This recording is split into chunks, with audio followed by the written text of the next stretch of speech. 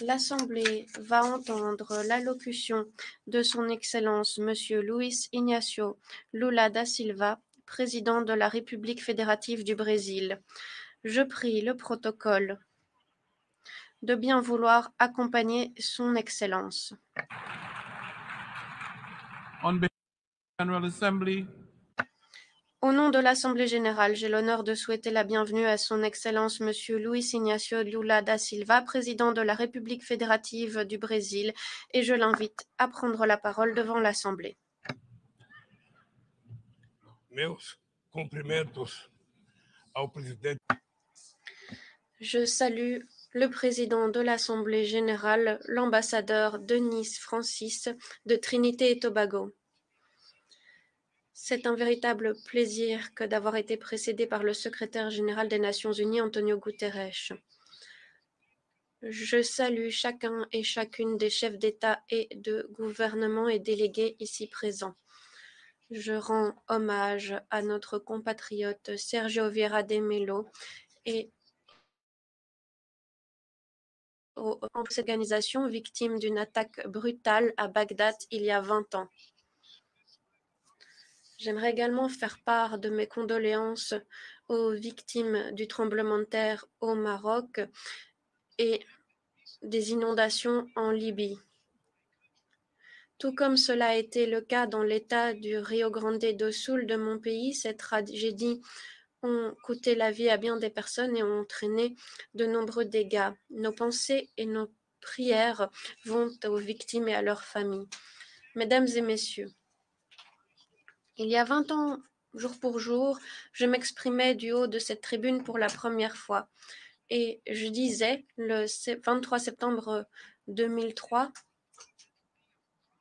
que mes premiers mots face à ce Parlement mondial devraient être des mots de confiance quant à notre capacité humaine à surmonter les difficultés et à garantir une forme supérieure de coexistence. À nouveau, je réitère ma foi dans l'humanité.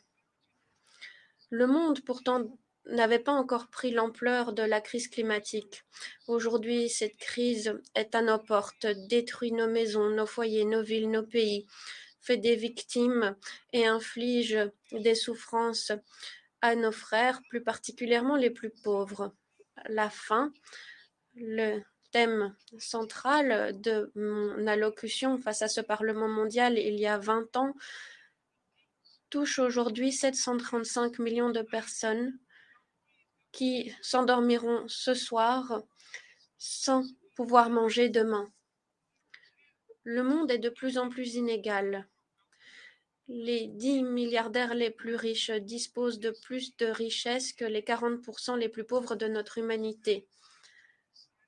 Le destin de chaque nouveau-né sur cette planète est déterminé par la situation de sa mère. Des régions de notre monde déterminent si oui ou non ces enfants bénéficieront d'opportunités à travers leur vie, si ces enfants pourront manger un petit déjeuner, un déjeuner ou un dîner chaque jour, si ces enfants auront accès à la santé, à la lutte contre les maladies qui doivent être éradiquées, si ces enfants pourront être scolarisés, trouver un emploi de qualité, ou s'ils rejoindront les rangs des personnes au chômage et des personnes découragées. Avant tout, nous devons éviter le renoncement, la fatalité, nous indiquant qu'il s'agit là d'un phénomène naturel. Il existe une absence de volonté politique parmi les dirigeants du monde à surmonter les inégalités. Mesdames et messieurs, aujourd'hui, j'assume les fonctions de président du Brésil grâce à la victoire de la démocratie dans mon pays. La démocratie nous a permis de surmonter la haine, la mésinformation et l'oppression.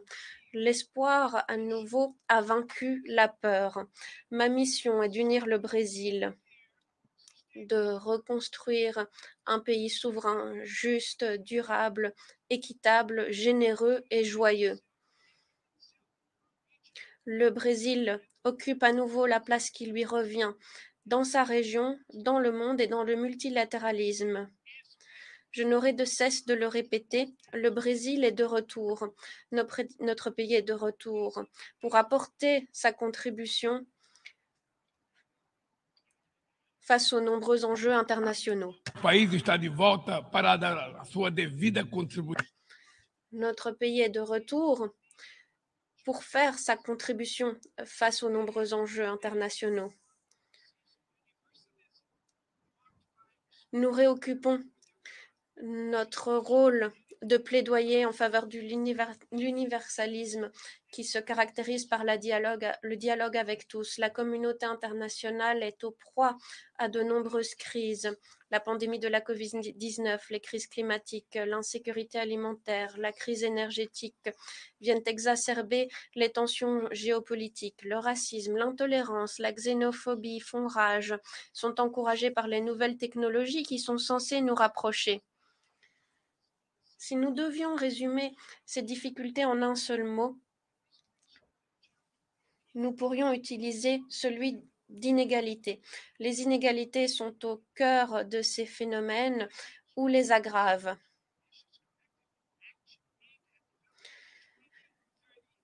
L'objectif et le programme le plus ambitieux des Nations Unies, le programme à l'horizon 2030, pourrait être le plus grand échec retentissant des Nations Unies. Nous sommes à la mi-parcours de la mise en œuvre de ces objectifs et nous sommes bien loin de pouvoir les concrétiser. La plupart des objectifs du développement avancent très lentement. L'importance morale et politique d'éradiquer la pauvreté et de mettre fin à la famine semble se dissiper. Au cours des 7 dernières années qu'il nous reste, réduire les inégalités parmi les pays devrait être notre priorité pour le programme à l'horizon 2030. Pour réduire les inégalités au sein des pays, y compris parmi les plus pauvres, les budgets gouvernementaux doivent imposer des impôts aux plus riches. Au Brésil, nous nous sommes engagés à réaliser les 17 ODD de façon intégrée et indivisible. Nous voulons parvenir à l'égalité raciale dans la société brésilienne grâce à un 18e objectif que nous allons adopter à titre volontaire. Lançamos o Plano Brasil Sem Fome, que vai reunir. Nous avons adopté un plan d'éradication de la faim au Brésil, présentant une série d'initiatives de réduction de la pauvreté et de l'insécurité alimentaire. Je pense par exemple à Bolsa Familia, qui est un programme de transfert de revenus en faveur des familles permettant la vaccination et la scolarisation des enfants.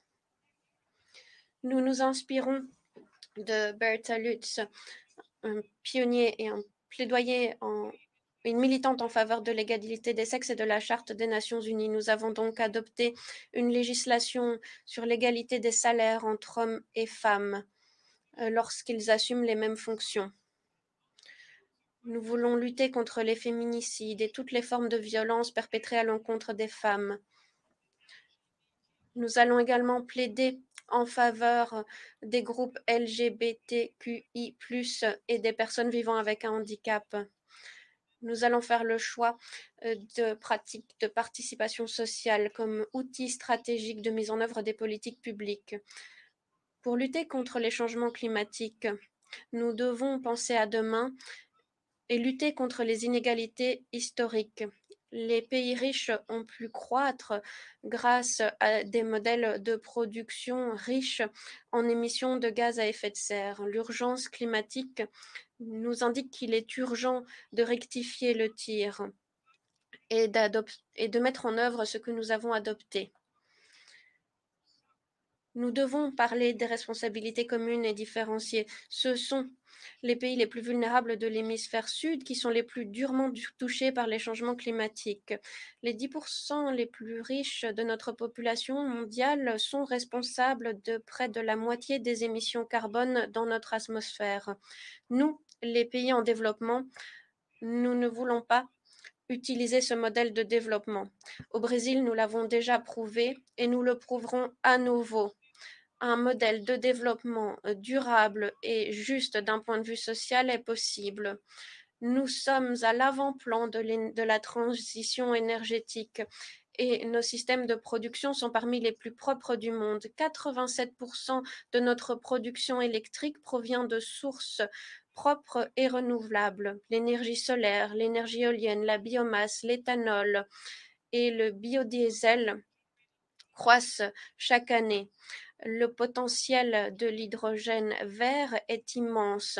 Avec notre projet de transition écologique, nous allons investir dans l'industrialisation et les infrastructures durables.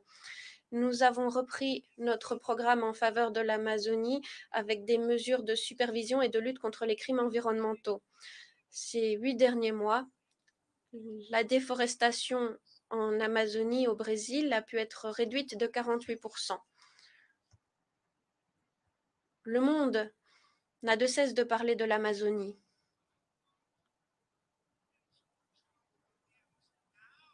Aujourd'hui, c'est l'Amazonie qui parle pour elle-même. Il y a un mois, nous avons accueilli le sommet de Belém au cœur de l'Amazonie et nous avons lancé un nouveau programme de coopération entre les pays qui partagent cette région.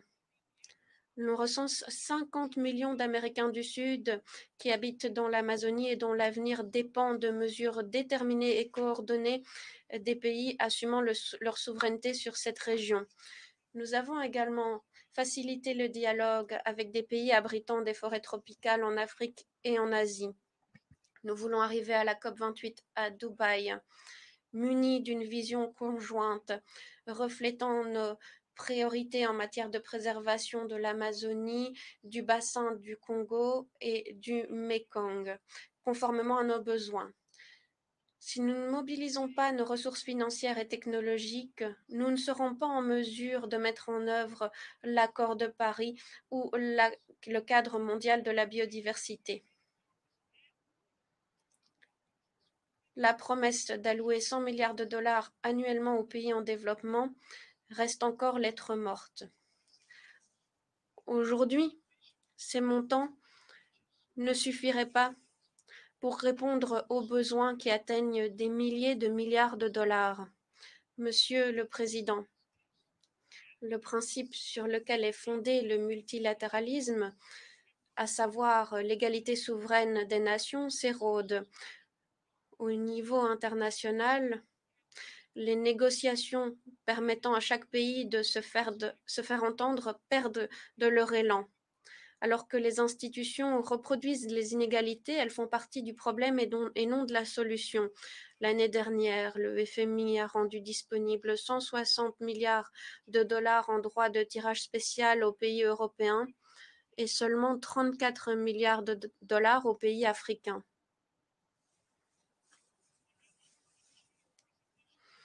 Cette représentation inéquitable au niveau de la gestion du FMI et de la Banque mondiale est inacceptable.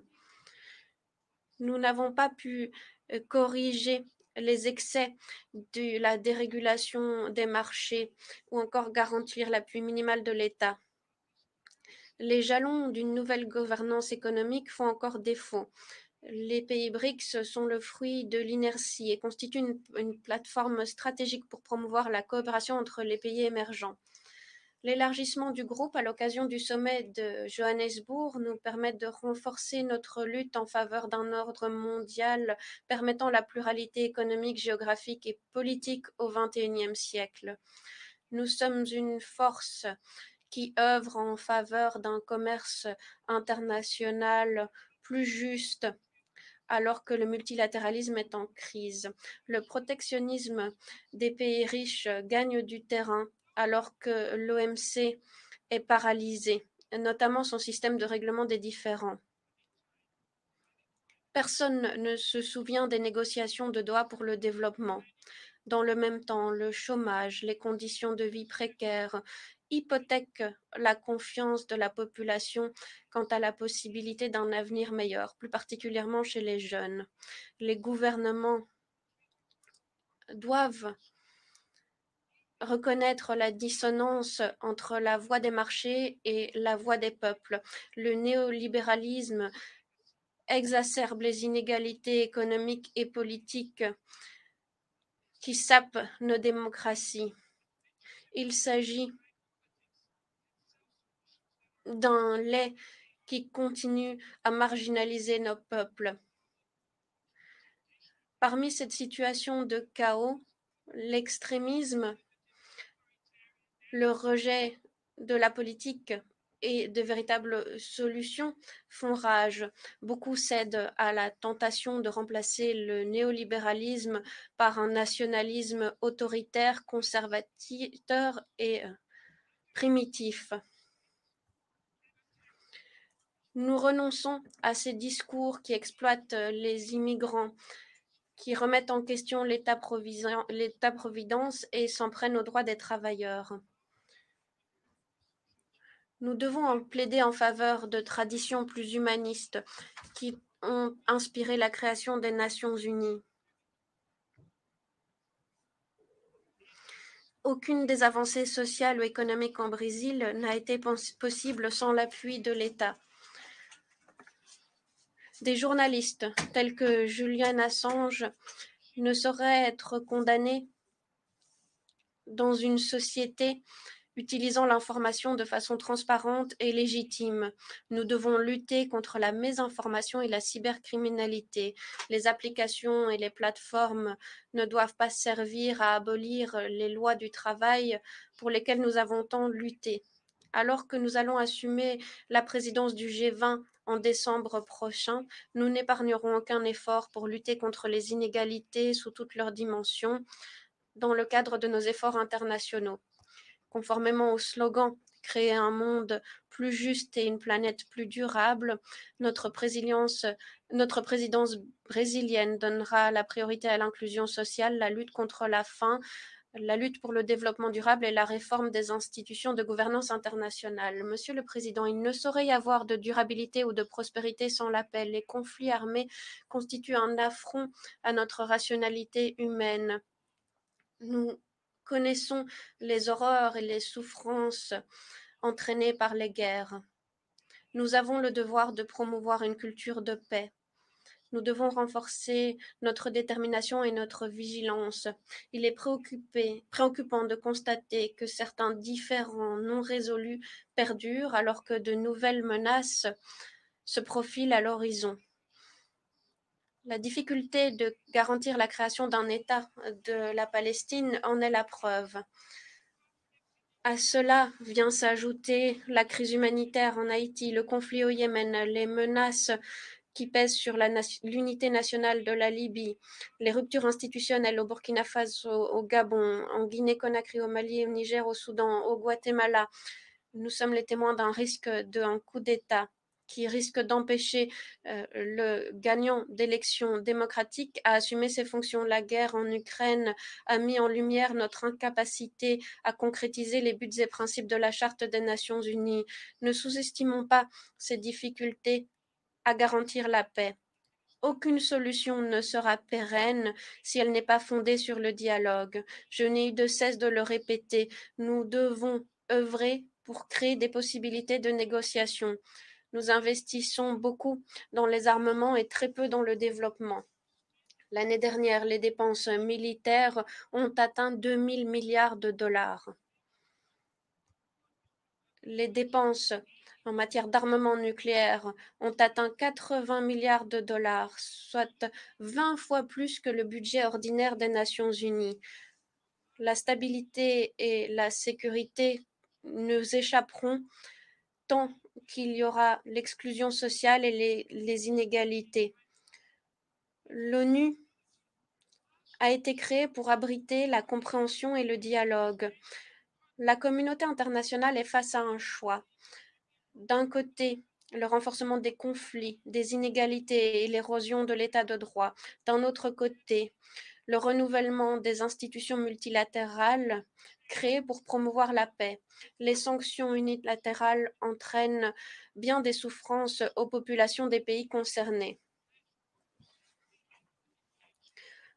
Alors que ces sanctions ne permettent pas d'atteindre les objectifs proférés, elles hypothèquent la médiation et les processus de prévention, ainsi que la résolution pacifique des conflits.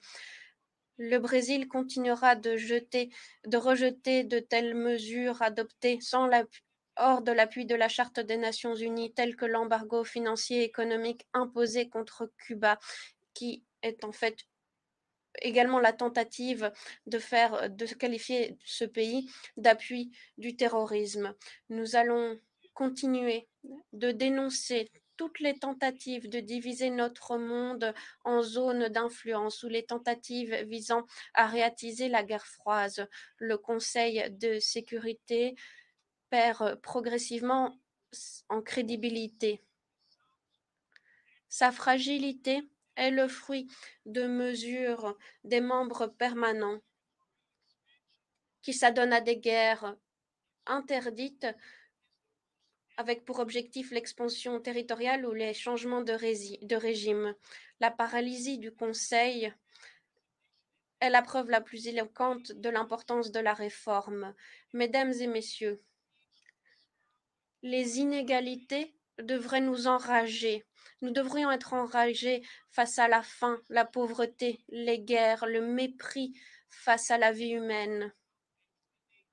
Mus par cette capacité à nous enrager, nous devrions agir de façon infaillible pour lutter contre les inégalités et changer notre monde. L'ONU doit assumer ses fonctions de responsable d'un monde plus solidaire et plus équitable. Mais l'ONU ne sera à mesure d'y parvenir que si nous avons le courage de renoncer à notre division et à faire le choix de la lutte contre les inégalités. Je vous remercie.